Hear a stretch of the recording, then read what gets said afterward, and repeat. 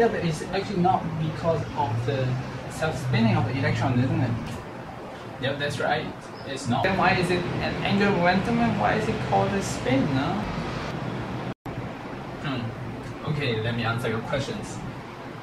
Long ago, or actually it's not that long ago, it was back at the start of the 20th century, there is such an experiment. So imagine there is an iron rod, okay?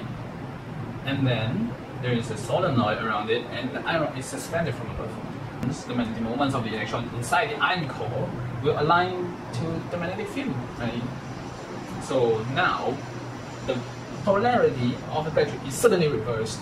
That means there is a change of the direction of the magnetic field, and of course, then the magnetic moment of those electrons inside the iron core will also change direction.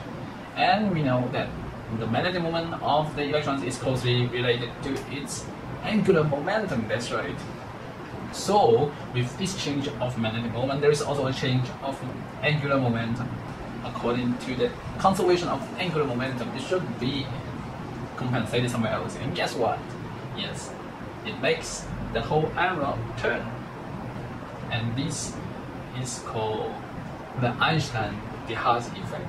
So in this experiment, what you can measure is the change of the magnetization and the rotation of the iron rod, and then we can calculate the change of the magnetic moment and the angular momentum of the electrons, and then we can use this to calculate the gyromagnetic ratio, which is magnetic moment over angular momentum.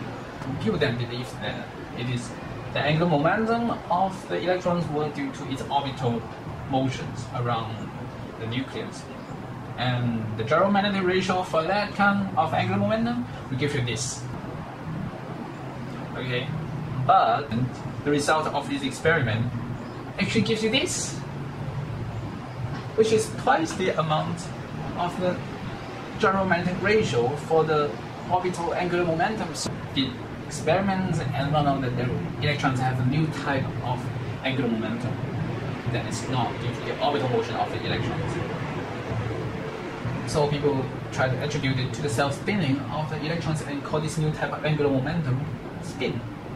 But this will violate Einstein's relativity, but since Einstein is still correct, then this idea is discarded. Then Pauli introduced this new type of angular momentum as an intrinsic property of the electron, just like the charge of the electron. But as to why he keeps the name of spin, we don't know. But the name spin remains and continues to confuse all the subsequent generations of young physicists. Thank you for your attention.